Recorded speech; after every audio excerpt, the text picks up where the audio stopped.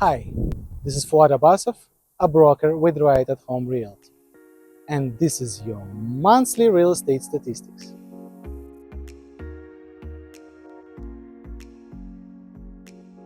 The Bank of Canada's back-to-back interest rate hikes put a damper on the housing market rebound this summer, with sales edging down in July for the first time in 6 months. Even before the resumption of Bank of Canada rate hikes, the spring sales rally had displayed signs of losing steam. The biggest month-over-month increase in sales activity was in April, followed by an increase only half as big in May, then by a small 1.5% gain in June. This was likely because new listings had fallen to a 20-year low, and you cannot buy what isn't for sale. As of the end of July, we're in a holding pattern. There are fewer buyers out there, some are in wait-and-see mode, and those who were qualified earlier this year have been taken out of the running with the last couple of rate hikes.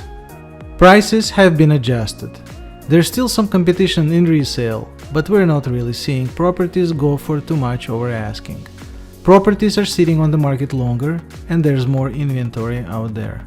In addition, fewer parents are able to help their kids buy these days, with portfolios cut in half, most hanging on to their funds. Plus, this demographic isn't moving or downsizing, because right now it's cheaper just to stay put. There's major competition for rentals. It's very difficult to find places for clients, especially in highly desirable neighborhoods. With fewer people able to buy and more immigrants coming in, there's a huge pressure on an already undersupplied rental market.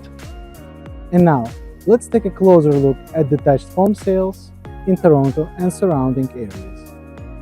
In Toronto, an average selling price of detached home in July was $1.66 million, 7% increase compared to July of last year.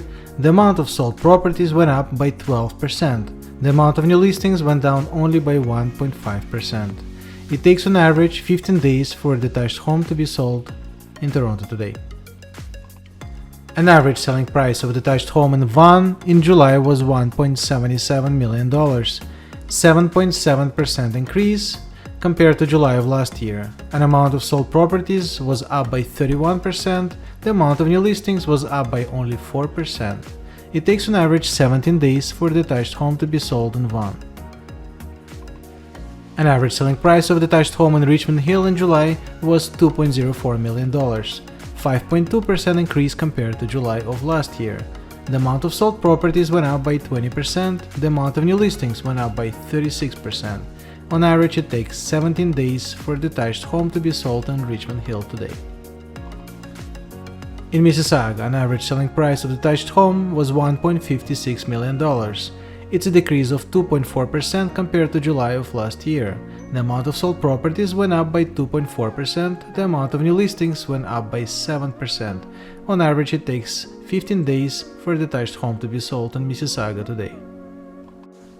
An average selling price of a detached home in Markham in July was $1.79 million, 5.6% increase compared to July of last year. The amount of sold properties went up by 37%, the amount of new listings went up by 58%. On average, it takes 12 days for a detached home to be sold in Markham today.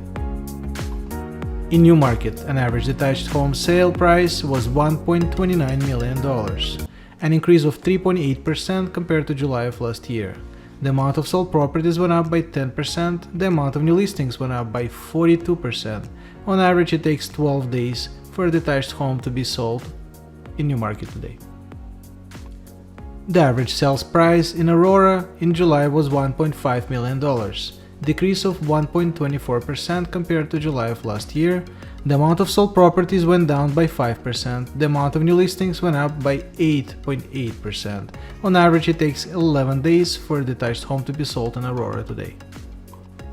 Average selling price of a detached home in Innisfil in July was $951,000, a 6% decrease compared to July of last year.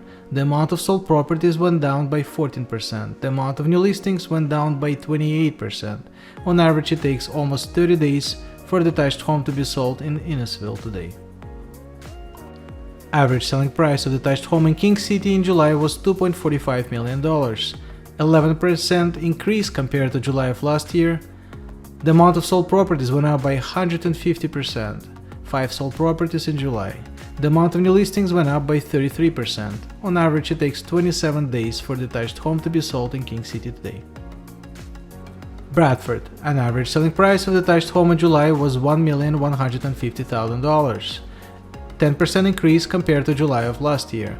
The amount of sold properties went up by 52%. The amount of new listings went up by 10%. On average, it takes 16 days for a detached home to be sold in Bradford today. Milton. Average selling price of detached home in July was $1,320,000, 1.7% increase compared to July of last year. The amount of sold properties went up by 15%. The amount of new listings went up by 10%. It takes on average 13 days for a detached home to be sold in Milton today. Stoufville. Average selling price of a detached home in July was $1.79 million, almost 20% increase compared to July of last year. The amount of sold properties didn't go up compared to last year and stays at 0%. The amount of new listings went up by 7%. It takes on average 3 weeks for a detached home to be sold in Stoufville today. Average selling price of a detached home in Barrie in July was $878,000, 2% increase compared to July of last year. The amount of sold properties went down by 30%. The amount of new listings went down by 40%. On average, it takes 18 days for a detached home to be sold in Barrie today. In the near term, for the remainder of summer and fall, I would expect the impact on the resale market to be similar to what happened in 2022. Uncertainty around all of this pushing some buyers back to the sidelines.